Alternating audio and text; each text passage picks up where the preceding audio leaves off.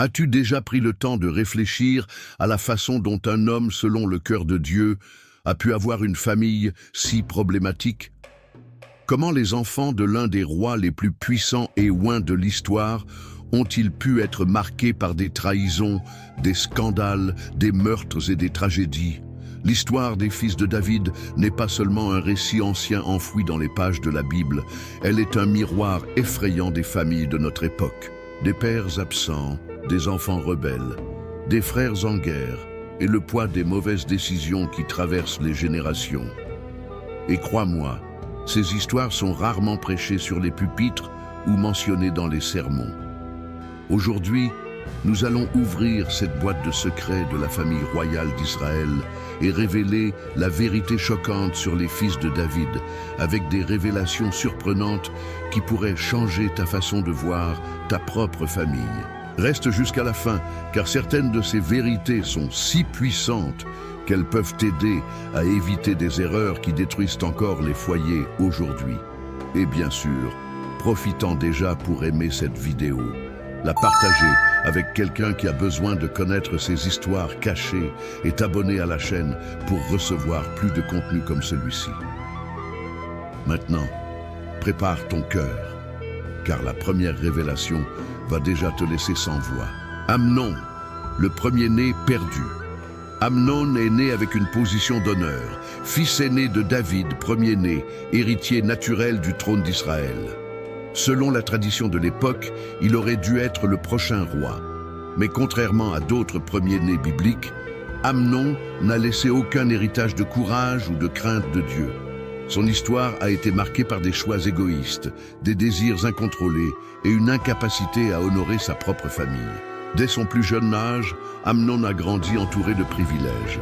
Fils de David et d'Ahinoam, l'une des épouses du roi, il a vécu dans le palais, témoin des guerres, des victoires, mais aussi des erreurs de son propre père. Il a vu David commettre l'adultère avec Bathsheba et orchestrer la mort d'Uri. Cet environnement mêlant luxe et absence de discipline rigoureuse a façonné un caractère instable. Amnon a appris que pouvoir et désir pouvaient aller de pair, et cette leçon lui coûte très cher. Amnon ne s'est pas fait connaître par des exploits héroïques ou des décisions sages. Sa renommée est venue d'un péché odieux commis entre les murs du palais. Il est tombé dans une passion maladive pour sa demi-sœur Tamar, fille de David et de Maaka. La Bible décrit Tamar comme une jeune femme belle et pure, une princesse digne d'honneur. Consumé par son désir, Amnon a conçu un plan pervers. Avec l'aide de son rusé ami Jonadab, il a simulé une maladie et demandé à Tamar de prendre soin de lui. Le palais est alors devenu le théâtre de l'un des crimes les plus révoltants de l'histoire biblique. Amnon a violé sa propre sœur. Après l'acte, son amour malsain s'est immédiatement transformé en haine. Il a rejeté Tamar et l'a livrée à la honte publique. Pour une femme hébraïque, et encore plus une princesse, cela signifiait la fin de toute possibilité de mariage et d'honneur. David fut furieux, mais il ne punit pas Amnon, un silence complice qui ouvrit la porte à la tragédie suivante. Le crime d'Amnon ne resta pas impuni. Absalom, frère de sang de Tamar, n'oublia jamais ce qui s'était passé. Pendant 2 ans, il garda sa haine en silence, attendant le moment opportun pour venger sa sœur. Et cette vengeance fut cruelle et calculée. Lors d'une fête qu'il organisa pour tous les fils du roi, Absalom ordonna à ses serviteurs d'assassiner Amnon de sang-froid. David, qui avait déjà été passif auparavant, fut contraint de récolter l'amère conséquence de son propre laxisme en tant que père et roi. La mort d'Amnon mit fin à la vie du premier-né de David dans le déshonneur et la tragédie. Il ne régna jamais, ne laissa aucun héritage digne.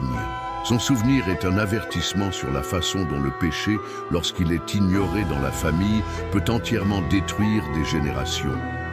Absalom, le fils rebelle et la beauté trompeuse. Absalom n'était pas seulement un prince. Il était une véritable célébrité en Israël. La Bible met en avant son apparence exceptionnelle, un homme d'une beauté extraordinaire, de la tête aux pieds. Ses cheveux, symbole de fierté et de vanité, étaient si lourds et volumineux qu'ils faisaient l'objet de discussions dans tout le royaume.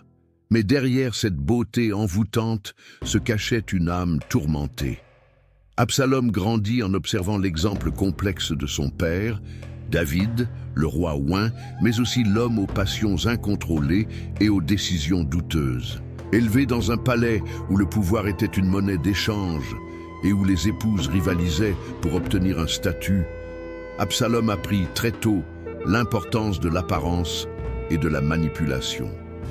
Dès son plus jeune âge, il comprit qu'il pouvait utiliser sa beauté et son charisme comme des armes politiques. Et c'est exactement ce qu'il fit. La blessure causée par le viol de Tamar fut un tournant décisif. Absalom garda le silence pendant 2 ans, nourrissant sa haine contre Amnon, jusqu'à ce qu'il exécute sa vengeance. Après avoir tué son propre frère, il s'enfuit et vécut en exil pendant 3 ans. Lorsqu'il revint à Jérusalem, Absalom ne trouva ni un foyer restauré, ni un père aimant. La distance émotionnelle entre lui et David ne fit que croître. Ce vide devint un carburant pour une ambition brûlante. Il voulait le trône, même si cela signifiait renverser son propre père. Absalom lança une campagne de séduction politique. Il se postait aux portes de la ville, écoutait les plaintes du peuple et promettait d'être le roi que David ne pouvait plus être. Charismatique, beau et persuasif, il vola le cœur d'Israël. Sa conspiration devint un coup d'État. En peu de temps, Absalom se proclama roi à Hébron, forçant David à fuir Jérusalem comme un homme traqué. Mais le trône d'Absalom était bâti sur la trahison et le sang. Lors d'une bataille contre les fidèles de David, il fut vaincu. Alors qu'il fuyait, sa célèbre chevelure se prit dans les branches d'un chêne. Suspendu entre le ciel et la terre, il devint vulnérable. Joab, le commandant de l'armée de David, ne lui laissa aucune chance et le transperça de lance, le tuant sans pitié. La nouvelle de la mort du fils rebelle brisa le cœur de David. Le roi, qui avait fui pour sauver sa propre vie, pleura désormais comme un père dévasté. Sa douleur résonne dans les Écritures à travers l'un des cris les plus poignants de la Bible. Salomon, le fils de la promesse et le prix de la sagesse. Depuis son plus jeune âge, Salomon portait sur lui une promesse divine. Il serait l'héritier légitime du trône et le responsable de la construction du temple du Seigneur. Un honneur que même David, l'homme selon le cœur de Dieu, n'avait pas reçu. Ce garçon n'était pas simplement un prince, il était une pièce fondamentale dans le plan éternel de Dieu pour Israël et pour la lignée messianique. Salomon est devenu mondialement célèbre pour sa sagesse surnaturelle, un don direct de Dieu. Lorsqu'il reçut le trône, il ne demanda ni richesse ni pouvoir, mais la sagesse pour gouverner avec justice. Cette requête plut tant à Dieu que Salomon reçut non seulement la sagesse, mais aussi des richesses et une gloire incomparables. Avec cette sagesse, il jugea des affaires complexes, conclut des alliances stratégiques et conduisit Israël vers un âge d'or de prospérité et de paix. Le point culminant de son règne fut la construction du temple de Jérusalem, une œuvre monumentale, symbole de la présence de Dieu au milieu de son peuple. Salomon devint le roi le plus respecté de son époque, visité par des rois et des reines de contrées lointaines, comme la célèbre reine de Saba. Mais même la plus grande sagesse du monde ne protège pas un cœur divisé. Avec les années, Salomon fut séduit par ses propres passions. Il accumula des centaines d'épouses et de concubines, dont beaucoup étaient des princesses étrangères qui apportèrent avec elles leurs dieux et leurs pratiques païennes. Peu à peu, Salomon céda. Il construisit des autels pour ses faux dieux et permit l'idolâtrie en Israël, une trahison directe envers le Dieu qui lui avait tout donné. Son règne, qui avait commencé avec tant de promesses, se termina par une amère division prophétisée. Après sa mort, le royaume serait scindé en deux et la paix qu'il avait construite s'effondrerait. Salomon est la preuve qu'il ne suffit pas de bien commencer, il faut finir fidèlement. Adonias, le fils ambitieux, et la course au trône. Après tout, selon la logique humaine, la ligne de succession lui revenait directement. Mais il y avait un détail. Dieu avait déjà choisi Salomon pour succéder à David, et ce choix divin était connu au palais. Pourtant, Adonias refusa d'accepter cette décision et commença à tracer son propre chemin vers le pouvoir. Avant même la mort de David, Adonias tenta de s'assurer le trône pour lui-même. Sans attendre la bénédiction de son père, il organisa une cérémonie de couronnement privée. Il rassembla des partisans, prépara des chars, des chevaux et une véritable escorte royale pour défiler en son honneur.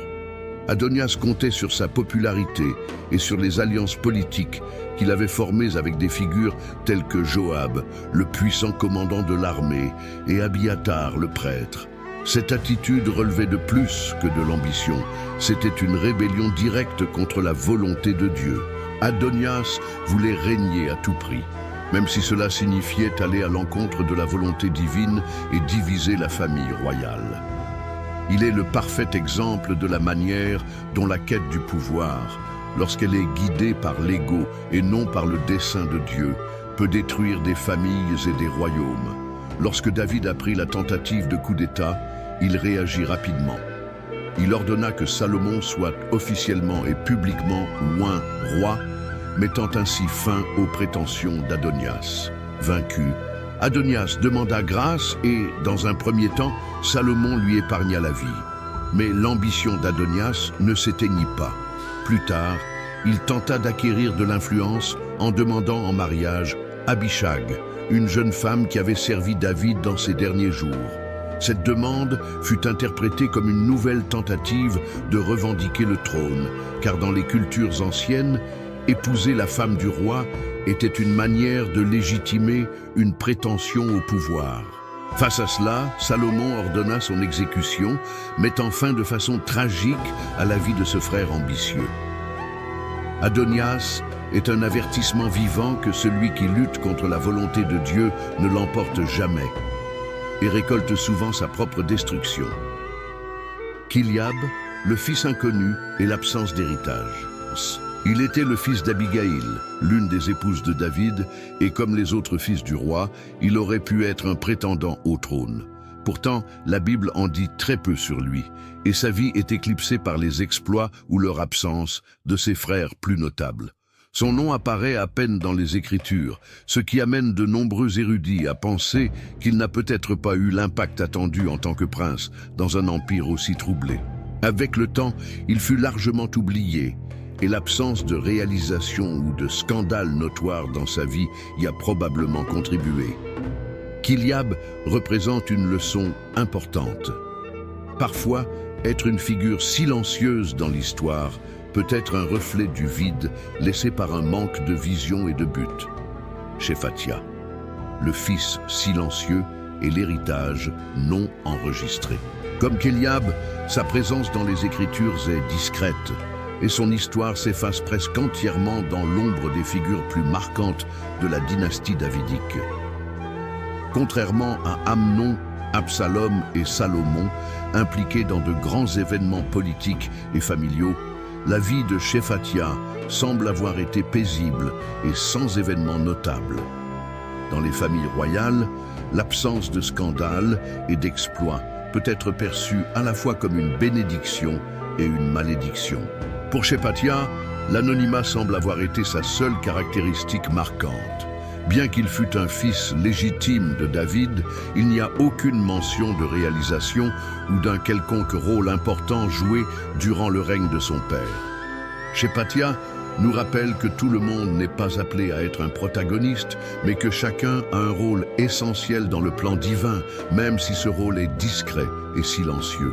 Ismaël, le fils ignoré, est son chemin à part. La relation entre David et Égla, son épouse, n'est jamais détaillée dans les Écritures, mais Ismaël, fruit de cette union, apparaît de manière très périphérique. À une époque où les fils des épouses légitimes, comme ceux de Bathsheba, jouissaient d'un plus grand privilège, Ismaël n'a pas bénéficié d'un tel statut. Il n'a pas été une figure centrale dans les moments cruciaux de l'histoire d'Israël.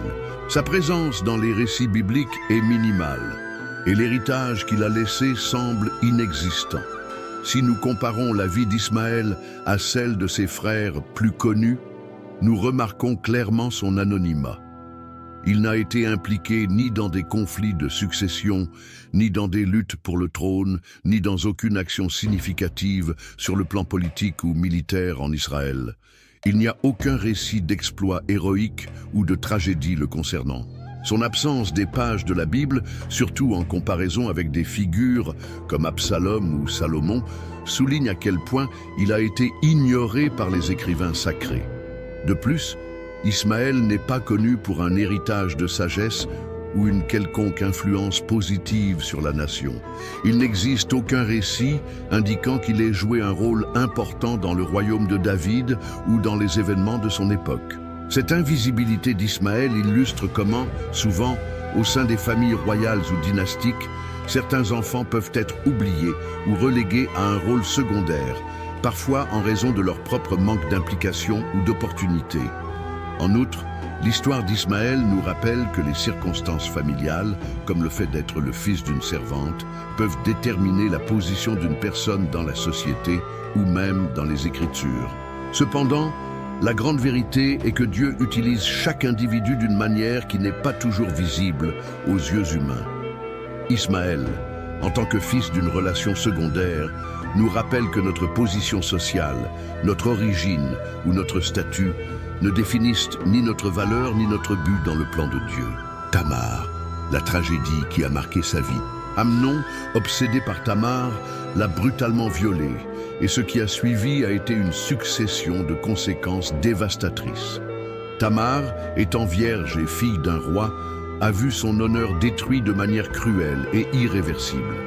Dans une société où la pureté féminine était hautement valorisée, la vie de Tamar a été bouleversée à jamais et elle n'a plus jamais été perçue de la même manière, ni par sa famille, ni par la société. La réaction de David face au crime contre sa fille fut l'une de ses plus grandes erreurs. Bien que David fût un homme selon le cœur de Dieu, il n'a pas pris de mesures fermes contre l'abus dont Tamar avait été victime. Au lieu d'agir immédiatement pour punir Amnon et restaurer l'honneur de Tamar, David est resté silencieux et inactif face à la situation. Ce silence de David a eu un impact profond. Tamar était dévastée, mais elle a aussi été abandonnée émotionnellement et sa vie a pris un tournant de souffrance. Elle a vécu comme une femme marquée par une tragédie passée, sans que son père ne prenne de mesures pour la réhabiliter. L'inaction de David face à l'abus de Tamar a non seulement aggravé sa douleur, mais a aussi contribué aux divisions familiales et au cycle de vengeance qui allait suivre. Après l'abus, Tamar a été recueillie par son frère Absalom, qui, indigné par l'inaction de son père, David, a nourri un profond désir de vengeance contre Amnon. 2 ans plus tard, il a orchestré un plan pour tuer Amnon et mettre fin à son impunité. Absalom, dans un acte de justice personnelle, a assassiné son frère et ce meurtre a été l'un des déclencheurs de la rébellion qu'Absalom allait mener contre son père, David. La mort d'Amnon et la vengeance d'Absalom ont plongé la famille de David dans un chaos qui a perduré des années. Contrairement à David, Absalom n'a pas hésité à prendre des mesures énergiques pour venger l'honneur de sa sœur. Cependant, sa réponse, alimentée par la colère et la haine, n'a apporté que plus de division et de destruction au royaume. L'histoire de Tamar nous enseigne le pouvoir dévastateur de l'abus et de l'injustice, mais aussi le prix du silence et de l'inaction face à la douleur des autres. L'erreur de David a été de ne pas agir lorsque sa fille avait le plus besoin de lui. L'exemple d'Absalom, bien que motivé par un désir légitime de justice, nous rappelle que la vengeance, bien qu'elle semble naturelle, ne guérit pas les blessures, elle ne fait que générer plus de douleur et de destruction. Tamar, malgré sa tragédie, est devenue d'une certaine manière une voix silencieuse contre la violence.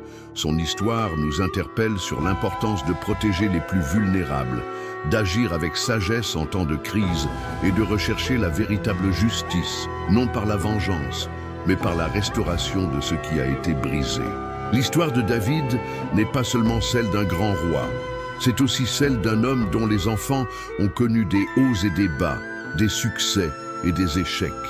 Les fils de David ont eu des destins variés. Certains, comme Absalom, ont suivi la voie de la rébellion, tandis que d'autres, comme Salomon, ont poursuivi le règne de David, apportant paix et sagesse.